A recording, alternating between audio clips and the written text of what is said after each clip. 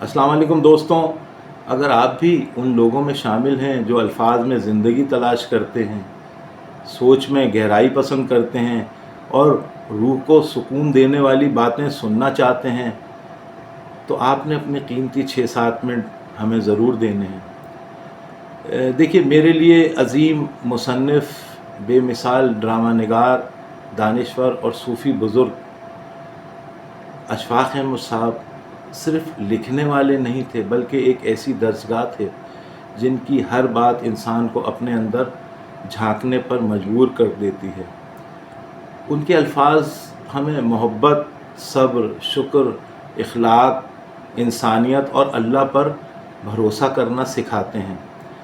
हम अपने channel Nadeem Hashmi vision के तवस्सुत से अशफ़ाक़ साहब के फ़लसफ़े, उनके फ़िक्र, उनकी ज़िंदगी बदल देने वाली बातों को आसान अंदाज में समझाने की आपको कोशिश करेंगे, ताकि हम सब अपनी अमली ज़िंदगी में उससे रहनुमाई हासिल कर सकें और हमारे बहुत से नए लोग जो इस चीज़ से वाकिफ़ नहीं हैं, इससे वाक़फ़ियत हासिल कर सकेंगे। तो आइए दोस्तों, आज की खूबसूरत गुफ्तगू का आगाज़ करते हैं और जानते हैं कि आज अशफ़ाक़ अहमद साहब की कौन सी बात हमारी ज़िंदगी को एक नई सिमत दे सकती है।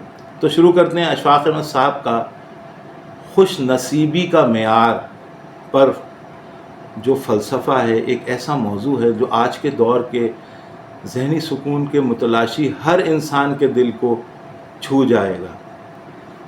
हम सब की ज़िंदगी की सबसे बड़ी दौड़ है क्या? खुश नसीबी की दौड़। जी हाँ, कोई समझता है कि अगर मेरे पास बहुत अच्छी गाड़ी है तो मैं बहुत बड़ा खुश नसीब आदमी बन जाऊँगा। किसी को लगता है कि मेरे पास बैंक बैलेंस, बड़ा घर, माशरे में ऊंचा मकाम अगर मुझे मिल जाए तो मैं बहुत बड़ा खुश नसीब होऊंगा, ये बड़ी खुश नसीबी की अलामत है। लेकिन क्या वजह है कि सब कुछ या लेने के बाद भी अंदर से इंसान खाली होता है और बेसुकूनी महसूस करता है?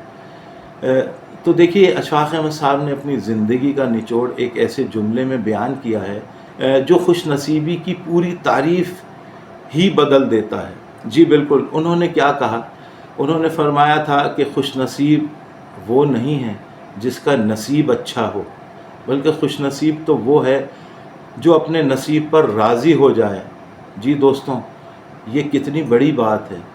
तो आज की वीडियो में हम अशफ़ाक़ साहब के इसी खूबसूरत फ़लसफ़े की गहराई में उतरने की कोशिश करेंगे और जानेंगे कि कैसे हम भी सच्चे खुश नसीब बन सकते हैं। देखिए, आम तौर पर हम किसको खुश नसीब कहते हैं? जिसके पास तमाम आसाइशें हों। देखिए, ज़ाहिरी चीज़ें अच्छा नसीब तो हो सकती हैं, मगर वो उस शख्स को खुश नसीब नहीं बना सकती। फ़र्ज़ करें, एक शख्स के पास करोड़ों रुपए हैं, लेकिन वो रात को सुकून की नींद सो नहीं सकता, तो क्या आप ऐसे शख्स को खुश नसीब कह देंगे? दूसरी तरफ एक मज़दूर है जो दिन भर मेहनत करता है, शाम को रूखी सूखी खाता है और खुदा का शुक्र अदा करके गहरी नींद सो जाता है।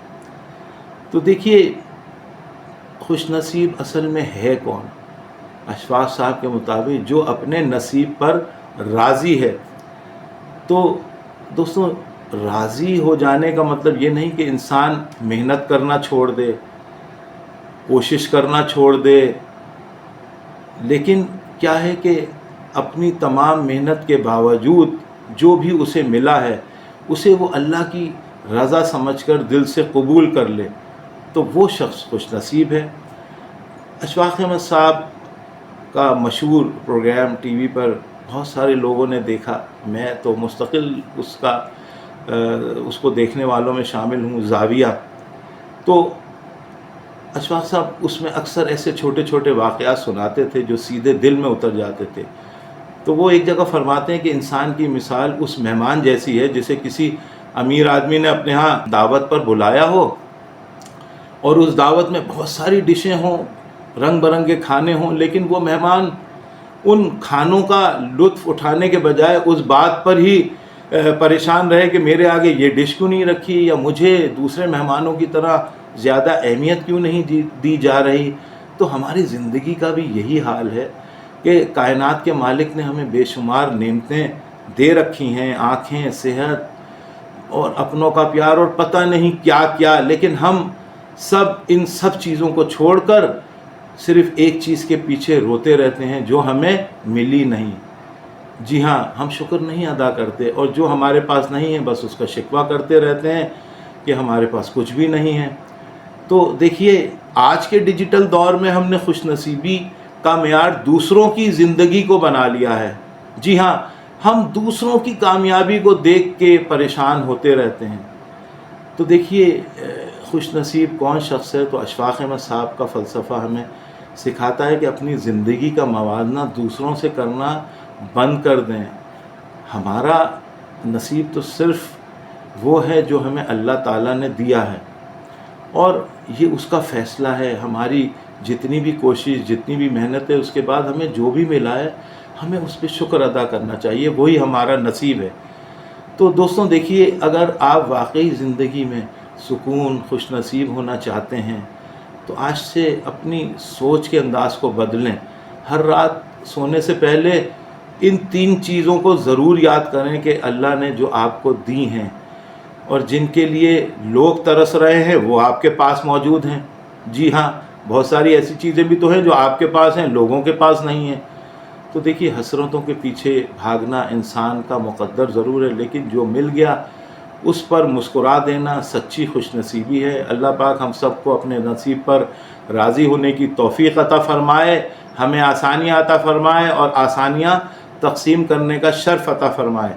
اگر آپ کو اشفاق صاحب کا یہ فلسفہ پسند آیا تو کامنٹ سیکشن میں ضرور ہمیں بتائیے، اور اسی طرح ہم اشفاق صاحب کے مختلف جو فلسفے ہیں ان کو آسان اور سہل انداز میں آپ کو بتانے کی کوشش کرتے رہیں گے اپنے چینل پر۔